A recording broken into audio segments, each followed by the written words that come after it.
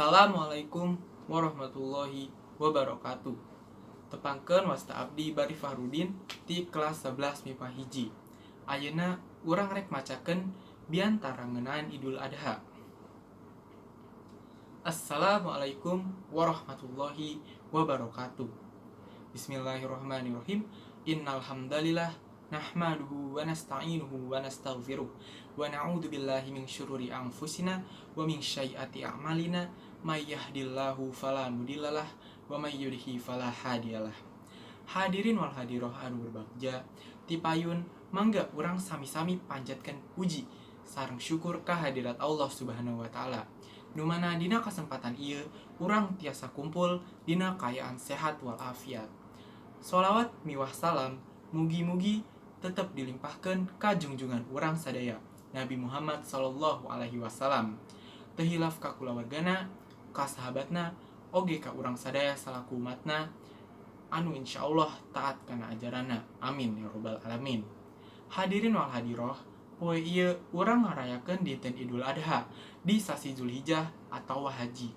Tapi benten ti warsi-warsi kawitna di warsi ieu jamaah haji dunia khususna Indonesia teu tiasa ngalaksanakeun ibadah haji sapertos biasana margi pandemi Covid-19. Pamarentah Saudi Arabia megatkeun kanggo nutupan ibadah haji ti nagara lain margi pandemi Covid nu teu acan reda.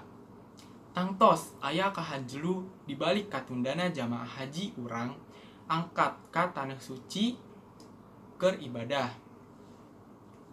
Tapi dibalik sadayana sok aya hikmah sarta aya hiji takdir lumangsung tanpa ayana campur pandangan Allah Subhanahu wa taala. Yakin sadaya anu ditakdirkeun Allah Subhanahu wa taala teh anu pangalusna keur urang sadaya. Hadirin wal hadiroh, ibadah haji mangrupa hiji kewajiban haturan umat Islam anu kersa sarta damang sacara jasmani jeung rohani. Sakumaha Allah jelaskeun dina surat Ali Imran ayat 87. Mugi-mugi urang sadaya dibikeun gampangna ku Allah haturan tiasa ngajalankeun ibadah haji di mangsa nu bade sumping.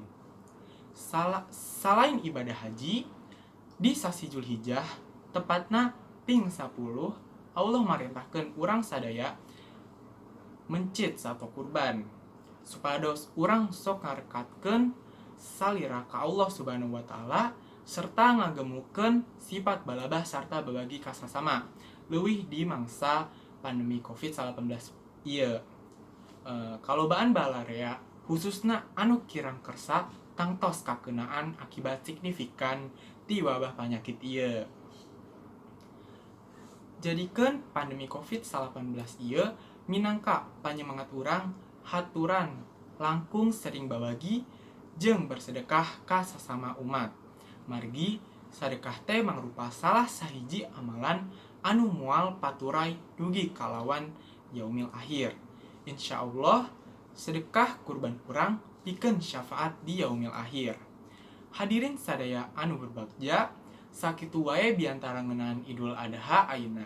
Mugi-mugi naon anu ditepikeun tiasa mikeun manfaat haturan salira pribadi sarta umat muslim umumna.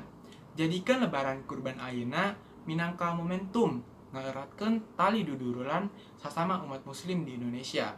Rupina sakitu wae, hapunten bilih aya kecap anu kirang larap atanapi kalimah nu teu merenah. Akhirul kalam, wabillahi taufiq wal hidayah. Wassalamualaikum warahmatullahi wabarakatuh.